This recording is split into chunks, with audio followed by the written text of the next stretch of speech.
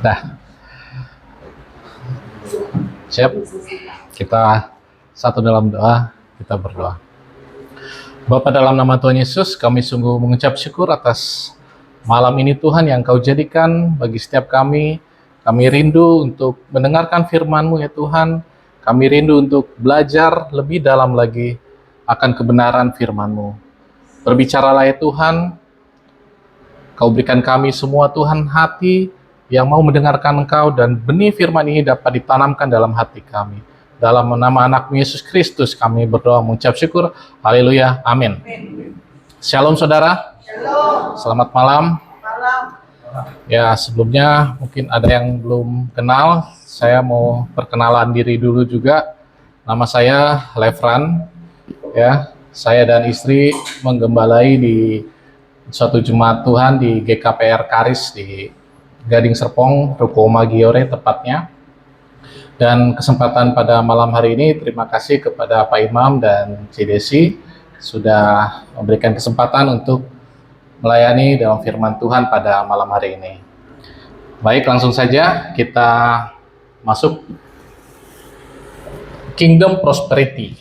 Nah, ini adalah satu judul yang saya angkat pada malam hari ini ya. Next. Ya, kita akan mulai dengan firman Tuhan yang berkata di dalam Yohanes 8 ayat 31.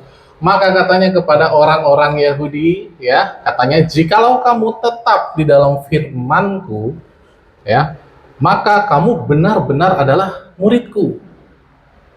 Ya, dan kamu akan mengetahui kebenaran, dan kebenaran itu akan memerdekakan kamu. Ini suatu ayat yang favorit saya juga, karena kita tahu, biasanya yang tahunya itu belakangnya aja. Maka kebenaran itu akan memerdekakan kamu. The truth will set you free. Tetapi kata-kata itu ternyata di depannya ada kata-kata kunci, yaitu jikalau kamu tetap di dalam firman-Ku. Apa yang dimaksudkan dengan kata tetap di dalam firman-Ku? Tetap itu artinya di dalam firman, artinya kita merenungkan firman itu siang dan malam dan mempraktekkan firman itu. Amin. Sehingga setelah itu kita akan mengetahui kebenaran. Jadi kebenaran akan memerdekakan kita, tapi kebenarannya seperti apa? Kebenaran yang tentunya kita tahu. Kalau kita tidak tahu, ya gimana memerdekakan kita? Amin. Nah, kalau kita mengetahui kebenaran, ya, bahasa aslinya kan kita tahu namanya ginosko. Ginosko itu artinya suatu hubungan yang sangat erat, sangat dekat. Ya, hubungan di ginosko itu seperti hubungan Adam dan Hawa, ya, hubungan suami istri, artinya sangat intim. Nah, bagaimana kita bisa intim dengan kebenaran gitu? Apa sebenarnya kebenaran itu? Jadi kebenaran itu ternyata tidak berbicara mengenai suatu teori. Kebenaran itu tidak berbicara mengenai suatu buku tertentu, tetapi kebenaran itu berbicara mengenai siapa. Hanya ada satu pribadi yang mengatakan bahwa akulah jalan dan kebenaran dan hidup. Siapa?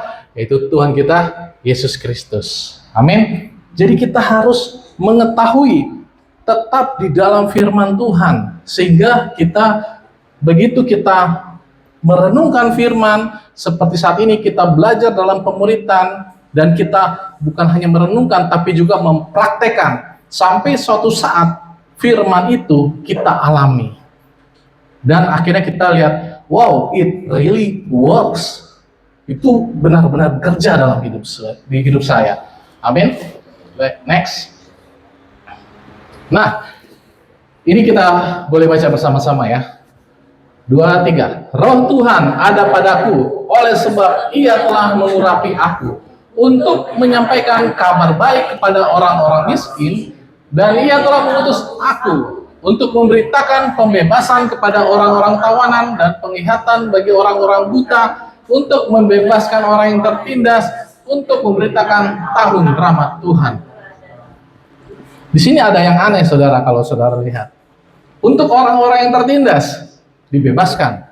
Untuk orang-orang buta diselikan matanya, ada penglihatan. Untuk orang-orang tawanan dibebaskan. Tetapi untuk orang-orang miskin disampaikan kabar baik.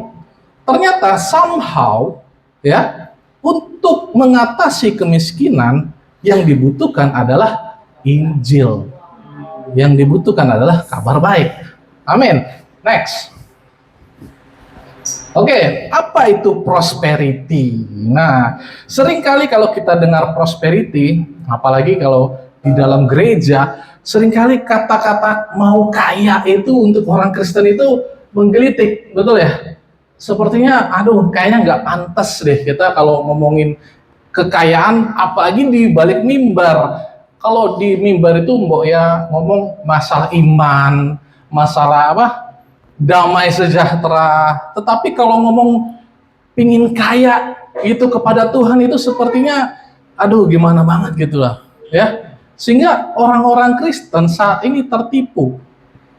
Banyak orang tidak mau menggali kekayaan atau mencari kekayaan dari Tuhan kita. Nah, terus carinya kemana? Gunung Kawi. Jadi seperti itu saudara-saudara. Orang mencari kekayaan justru harusnya ke Tuhan kita, karena Tuhan kita maha kaya, amin.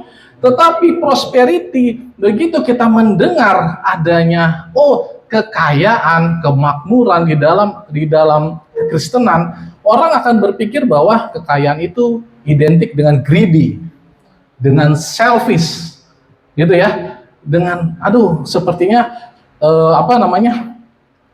ketamakan gitu. Tetapi saudara-saudara, ketahuilah bahwa prosperity is not about you. Tetapi prosperity, it is for you. Amin. Prosperity, it is about blessing, not possessing. Prosperity, we're talking about how much you give away, not how much you keep for yourself. Itu berbicara mengenai prosperity. Dan ya, di luar sana ada banyak bad teaching, ada beberapa juga pengajaran yang buruk, sehingga orang kemudian menjauhi yang namanya kemakmuran. Oke, next. Apa itu prosperity? Nah, prosperity, sebelumnya ini Margaret Thatcher bilang. Ya, next apa Pak? Next. Margaret Thatcher berkata, "No one would remember Good Samaritan if he only had good intention. He had money too," gitu ya. Jadi kalau cuma hanya punya niat baik, orang nggak akan ingat siapa itu orang Samaria yang baik hati. Tetapi dia juga punya uang untuk kasih obat orang yang sakit. Jadi uang memang kita butuhkan, saudara. Amin. Oke, next. Nah, ini adalah definisi prosperity yang saya bisa berikan ya. Ini sebenarnya diambil dari 2 Korintus 9 ayat 8. Kamu senantiasa berkecukupan dan malah berkelebihan di dalam pelbagai kebajikan. Jadi kalau bahasa singkatnya apa? Enough and extra. Next. Saudara-saudara, sebelumnya untuk prosperity kita tahu bahwa kita cukup untuk kita, bukan cukup untuk hanya pribadimu, hanya untuk kamu makan sehari-hari. Tetapi yang dimaksudkan prosperity dengan kecukupan adalah cukup untuk visimu, visi yang Tuhan berikan kepada saudara. Amin. Jadi kalau misalnya saudara diberikan visi kepada Tuhan, ya, itu sudah ada. Vision is always comes with provision, ya. Provision selalu mengikuti visi saudara. Ya. Apa visi yang Tuhan berikan kepada kita? Mari kita coba lihat di dalam hati kita. Apakah visi itu bangun gereja? Apakah visi itu membangun rumah sakit? Apakah visi itu bangun panti asuhan? Mungkin itu terlalu besar, tetapi anugerah Tuhan tersedia untuk setiap visi yang ada. Amin. Jadi Tuhan itu tidak mungkin memberikan visi kepada saudara, ya, tapi kemudian dia diam saja. Dia juga memberikan apa yang kamu butuhkan untuk visi itu tergenapi di dalam hidupmu. Tetapi prosperity berbicara much more than that. Artinya kita juga bisa memberikan bukan cuma untuk visi kita, untuk visi orang lain bisa digenapi, juga bisa melalui kita. Nah, inilah yang disebut, yang dikatakan oleh Andrew Wommack adalah, if God can get money through you, He'll get it to you. Amin. Jadi kita sebenarnya adalah saluran berkat. Kita jadikan diri kita menjadi host, ya. Berkat itu selama kita tersambung dengan sang sumber, kita tidak akan ada habis-habisnya, saudara. Dan Allah itu adalah provider kita. Next. Allah itu adalah provider kita. Nah, ini tadi 2 Korintus. Allah sanggup melimpahkan segala kasih karunia. Kasihnya begitu besar untuk kita. Kasihnya itu disebut dengan kasih agape. Kasih agape itu, saudara, itu jangan dibandingkan dengan kasih manusia. Karena kasih agape dengan kasih manusia ada suatu jurang yang besar tidak akan bisa diseberangi. Artinya kasih agape itu kalau dibandingkan dengan kasih manusia yang terbaik sekalipun, itu jauh melebihi. Dan dikatakan bahwa Allah adalah kasih. Allah adalah kasih. Allah tidak bilang saya punya kasih. Kalau Allah cuma punya kasih, dia bagi-bagi sedemikian banyak, mungkin satu saat akan habis. Tetapi dikatakan Allah adalah kasih. Amin.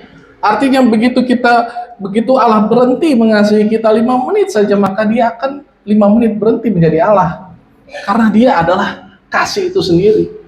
Itulah dikatakan Paulus berkata, aku berdoa supaya kamu bersama orang-orang kudus bisa tahu betapa lebarnya, betapa panjangnya, betapa tingginya, betapa dalamnya kasih Tuhan untukmu. Amin. Paulus berdoa supaya kita tahu.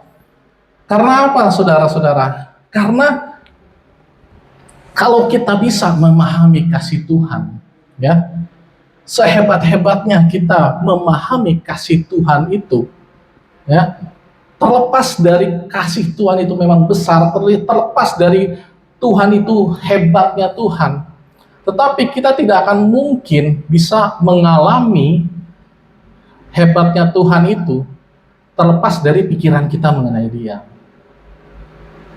Artinya begini, Tuhan adalah Tuhan, terlepas dari kemampuan saudara untuk berpikir, kemampuan kita berpikir betapa besarnya Dia. Tetapi pengalamanmu bersama dengan Tuhan itu sebatas pikiranmu kepada Dia. Amin. Nah, apa sih yang biasanya membatasi pikiran kita dengan Tuhan? Itu next. Oke, next lagi. Nah, baca nggak nih? Mammon.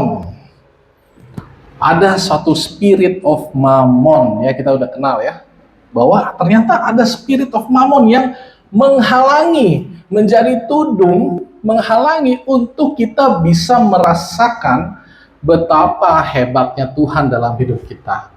Ada suatu spirit of mammon yang menghalangi kita untuk kita bisa merasakan, mengalami betapa hebatnya, betapa baiknya Tuhan dalam hidup kita. Saudara-saudara, kalau saya berbicara mengenai spirit of mammon ini, jangan saudara berpikir itu ada suatu setan yang bertengger di otakmu, di kepalamu, tetapi spirit of mammon ini berbicara mengenai mindset, mengenai kacamata engkau melihat sesuatu. Dan dikatakan oleh Alkitab adalah kamu tidak bisa memiliki dua tuan.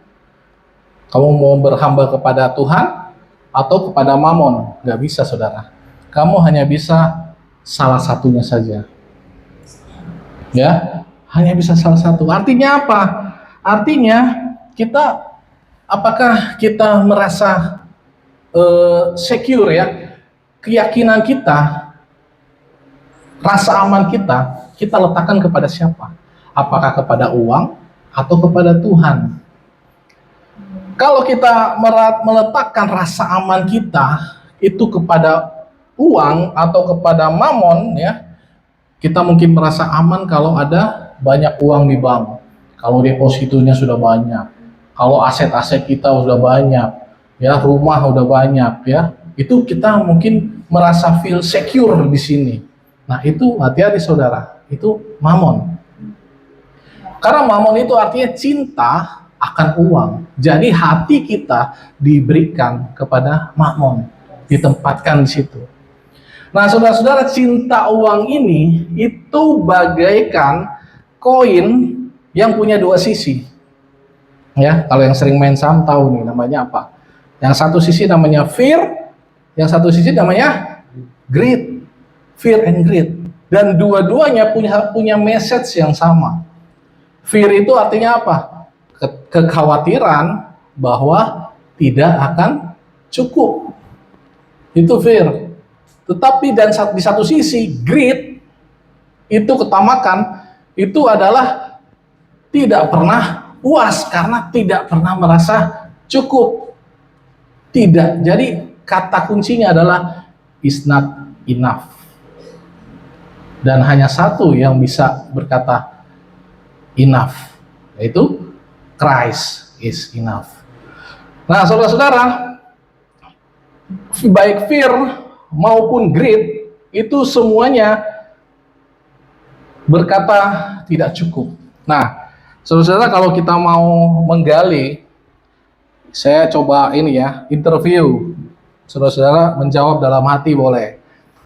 Ini cara diagnosa. Apakah kamu saat ini dalam influence, ada dalam pengaruh mamon? Ya, boleh jawab dalam hati. Dalam hati, gak usah berkata-kata ya, nanti ketahuan. Oke, nomor 1. Kamu berpikir apa saja yang bisa kamu beli seandainya kamu tidak kasih persembahan ke gereja. Nah, nomor 2. Kamu gak kasih persembahan because you think kamu gak akan cukup untuk kebutuhanmu. Nomor 3, kamu cemburu akan kesuksesan orang lain. Nomor 4, ketika kalau kamu nonton TV dan lihat ada orang yang lagi menang lotre, ya, kamu bermimpi untuk menjadi orang itu. Nomor 5, kamu secara konsisten terus-menerus komplain mengenai ekonomi di dunia ini dengan harga-harga yang terus melambung mahal. Nomor 6, uang menyebabkan pertengkaran di dalam pernikahanmu.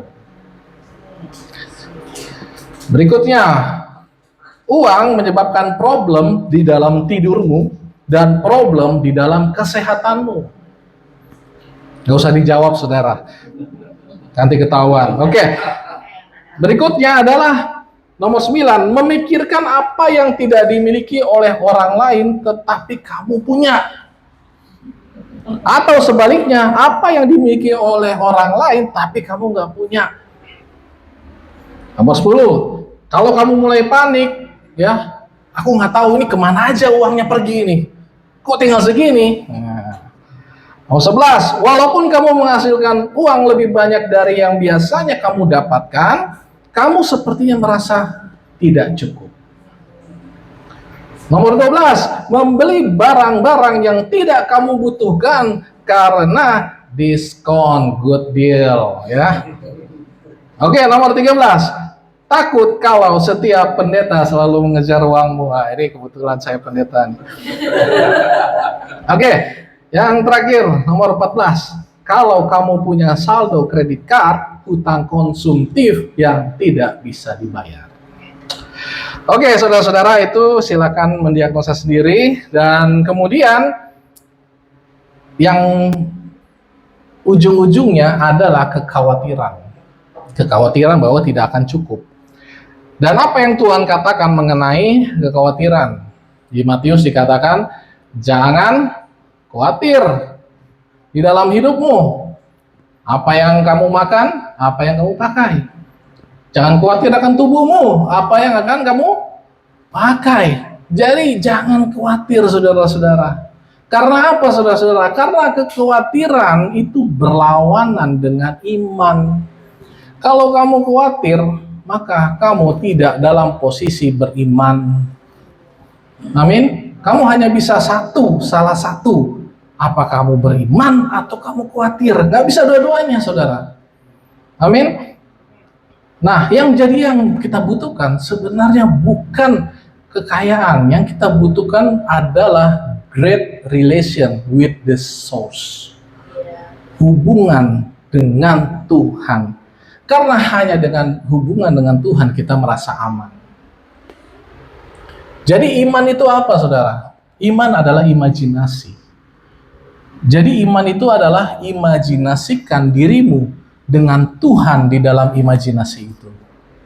Kalau dalam imajinasimu tidak ada Tuhan, disitulah kekhawatiran terjadi. Tetapi kalau imajinasimu ada Tuhan di dalam imajinasi itu, kamu akan merasa secure.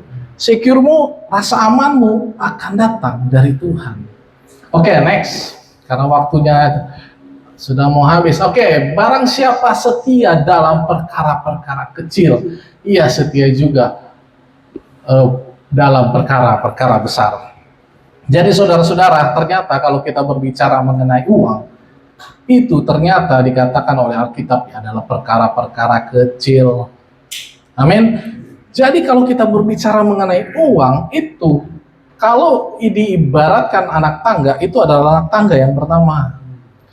Jadi kalau kita berbicara mengenai uang, kalau diibaratkan dengan pendidikan SD, SMP, SMA, maka uang adalah tingkatannya di TK. Itu adalah dasar, ya. Jadi bagaimana kita mempercayai Tuhan di dalam kehidupan kita, itu adalah menjadi starting point, saudara, di dalam Tuhan. Amin. Oke, next. Yes, nah kita harus bisa belajar mengetahui apa itu source dan apa itu resource. Source itu sumber, resource itu sumber daya. Kenali perbedaannya, saudara. Jadi apa itu resource? Resource itu adalah uang salah satunya, ya. Apa itu resource? Resource itu bisa pekerjaanmu. Resource itu bisa bisnis saudara. Resource itu bisa orang tua saudara yang membiayai kamu. Dan channel dari resource itu bisa berubah-ubah. Tetapi hanya satu, yaitu source, yaitu sumber yang tidak akan pernah bisa berubah. Itu adalah Tuhan kita. Amin. Dia yang memberkati kita, dia sanggup melimpahkan segala kasih karunia-Nya untuk kita, dan kita senantiasa berkecukupan, bukan hanya berkecukupan, tetapi berkelebihan. Saudara-saudara, next. Ya, God is your source. Ini adalah Tuhan, adalah sumber kita. Next. Saudara-saudara, ini ada suatu cerita di Alkitab. Ini adalah seorang nabi besar, namanya Elia. Saat itu Israel sedang kekeringan, saudara. Sehingga Nabi Elia saat itu dipelihara oleh Tuhan di tepi sungai Kerit. Kerit atau Kerit, nggak tahu. Mungkin kalau orang Medan dari Kerit ya. Nah, di tepi sungai Kerit itu, dia dipelihara oleh Tuhan dengan didatangkan makanannya dari daging burung gagak, ya, raven. Dan kemudian dia minum dari sungai Kerit. Dan pada suatu ketika, ternyata resource-nya dia itu stop. Resource-nya dia, sungai Kerit, ternyata menjadi kering. Gitu. Sehingga resource-nya stop. Tetapi dia bertanya kepada Tuhan, resource-nya sudah berhenti, apa yang harus dilakukan? Dan Tuhan berkata, kamu pergi ke Sarfat, temuilah seorang janda. Oh, mungkin ini janda kaya kali. Oke lah, saya pergi ke sana. Dan begitu ke sana, dia ketemunya seorang janda sedang yang sudah tinggal mati suaminya dan lagi mungut-mungut kayu bakar. Aduh, ini this is not a good sign, katanya Elia, ya. Dan Elia bertanya kepada janda itu, boleh kasih saya makan, gitu ya. Kemudian janda itu berkata, aduh Tuan Nabi, jadi begini, Anda datang tidak dalam waktu yang tepat. Karena saat ini saya hanya punya sedikit tepung dan sedikit minyak, dan rencananya saya akan bikin ini roti untuk saya dan anak saya makan, dan setelah kami makan kami akan mati karena sudah habis sama sekali. Jadi saudara, Elia saat itu ya berkata, melihat, oh ini channel resource yang Tuhan berikan baru kepada saya, ya. Dan dia berkata kepada janda itu, dia tetap meminta kolek persembahan, gitu saudara. Jadi Elia minta persembahan kepada janda itu. Tetapi bikinlah kepada aku roti bundar dulu secepat-cepatnya, ya. Dan maka Tuhan akan memeliharamu, gitu. Jadi Elia tetap meminta persembahan, dan persembahan itu untuk dirinya, saudara, untuk dia makan, gitu ya. Ini kalau misalnya zaman sekarang mungkin sudah ramai di IG ini, ya. Nabi Tuhan meminta makanan terakhir dari seorang janda miskin, gitu judulnya. Nah, artinya dia tetap meminta itu, dan janda itu melakukannya. Saudara-saudara, sebenarnya apa yang dilakukan oleh Elia ini? Apa nggak lihat ini lagi susah kayak gini? Sebenarnya yang dilakukan Elia adalah dia mencoba untuk mengubah fokus janda itu dari resource yang dia punya kepada the source. Elia sedang mengubah fokus janda itu dari ketidakcukupan, di mana dia fokus kepada ketidakcukupannya, bahkan dia rencananya sampai mati fokus untuk melihat ketidakcukupannya. Dan Elia minta itu supaya kamu jangan fokus lihat itu sang sumber. Dan benar ya, begitu dia memberikan, maka minyak itu tidak pernah berhenti mengalir, saudara. Supranatural Tuhan terjadi kalau kita let it go. Supranatural Tuhan akan terjadi kalau kita melepaskan fokus kita dari apa yang kita miliki. Makanya Tuhan selalu berkata, apa yang ada padamu, berikan kepadaku. Mungkin yang kita punya sama seperti si janda itu, saya cuma punya sedikit tepung Tuhan, saya cuma punya sedikit minyak Tuhan, berikan padaku. Tuhan berkata kepada Musa juga begitu, apa yang ada padamu? Tongkat Tuhan. Tapi dengan tongkat itu, dia bisa mengiring bangsa Israel keluar dari Mesir dan membelah lautan. Apa yang ada padamu? 5 roti dan 2 ikan Tuhan, berikan padaku. Karena Tuhan itu ahlinya untuk melipat gandakan. Kalau kita cuma tahu pertambahan, tapi Tuhan itu melipat gandakan. Tetapi lipat gandakan dari apa? Kalau 0 kali lipat ganda, tetap hasilnya 0. Amin. Nah, saudara-saudara, ini sudah mau habis waktunya. Saya ada, Evi, coba ini dibagikan boleh. Saya mau berdoa, kita mungkin ada beberapa yang ini dibagikan kertas ya. Untuk kita boleh menghancurkan roh mamon. Ya, pengaruh roh mamon di dalam hidup kita. Mari kita hancurkan, saudara-saudara. Dan kita meminta Roh Kudus. Kita minta Roh Kudus untuk supaya Roh Kudus bantu kita menghancurkan, untuk melawan roh mamon ini. Saudara, kalau kita nanti setelah ini kita akan menjalankan persembahan, saudara-saudara. Nah, saudara, kalau kita tahu bahwa Roh Kudus itu selalu menjawab kita, dia tidak pernah tidak menjawab kita. Tetapi mamon selalu tanamkan kekhawatiran begitu dalam di dalam hati kita, sehingga bahwa Allah itu tidak mengurusmu. Allah itu hanya mengurus orang-orang suci aja. Tetapi kamu enggak. Tidak, saudara. Nah, kertas dan pulpen ini kita akan melakukan suatu yang namanya tindakan iman. We put act in our faith.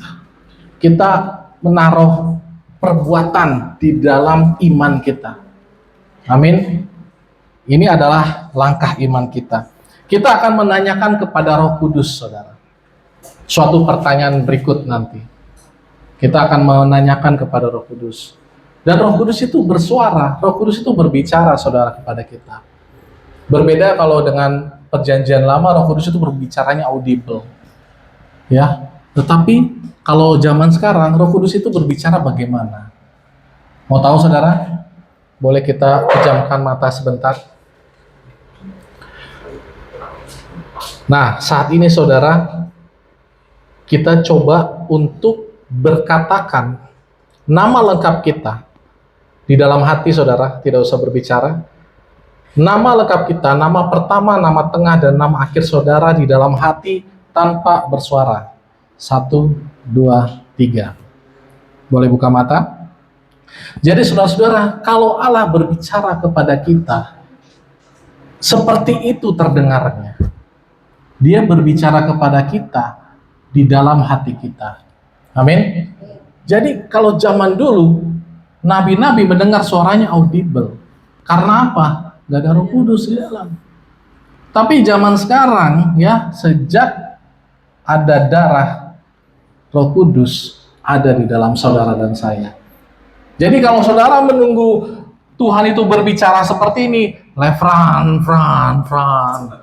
Ini aku Tuhanmu berbicara. Aku ayahmu. Aduh, serem banget gitu kan. Tapi artinya kalau kita menunggu suara Tuhan yang seperti itu, maka kita akan miss banyak hal. Kita akan miss banyak suara Tuhan berbicara dalam hati kita. Amin.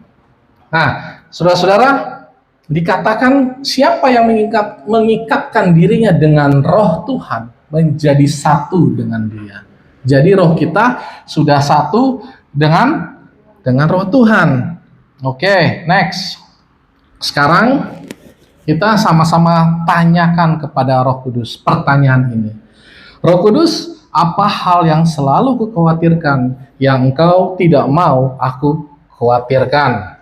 Dengarkan Dia, biarkan Roh Kudus singkapkan, tulis di kertas itu. 30 detik, bisa? Silakan ditulis.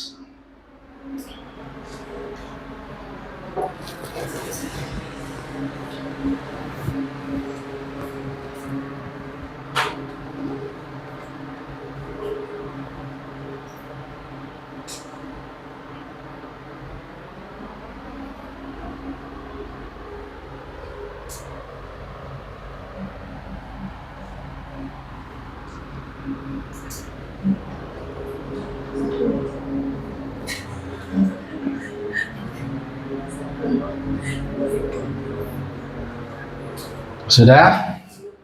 Oh, belum.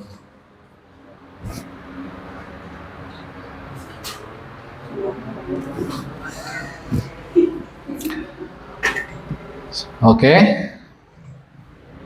Sudah? Nah, oke, kita akan menjalankan persembahan. Nah, yaitu kita mempersembahkan kekhawatiran kita. Amin. Di dalam 1 Petrus dikatakan, serahkan segala kekhawatiranmu kepadanya, sebab Ia yang memelihara kamu. Kita nggak kuat, saudara. Kalau kata Dilan, nggak kuat, biar aku saja, kata Tuhan gitu. Ya, kita mungkin nggak tidur malam hari, ya. Kita berantem suami istri karena masalah ini. Saat ini kita akan mematahkan kutuk dari roh mamon ini. Roh mamon ini seperti payung yang menghalangi kita, mindset kita dengan Tuhan. Ya, karena kekhawatiran kita tidak bisa melihat kebaikan Tuhan. Dia menghalangi kita, mindset kita. Dan kita akan berdoa, kita akan usir roh mamon ini dalam hidup kita, dan dalam hitungan ketiga nanti saya minta semua melakukan persembahan, yaitu apa? Merobek kertas itu.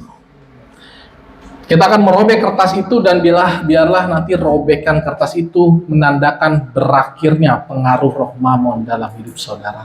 Amin. Boleh kita berdoa, kita doa sama-sama. Tuhan Yesus, aku berhenti berhubungan dengan roh Mamon.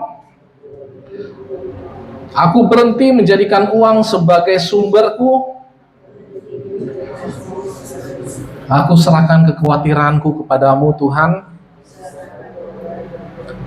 Berikan aku anugerah untuk percaya kebaikan-Mu. Oke, dalam hitungan ketiga, robek kertas itu menjadi robekan sekecil-kecil yang kamu mau. 1, 2, 3, dalam nama Tuhan Yesus.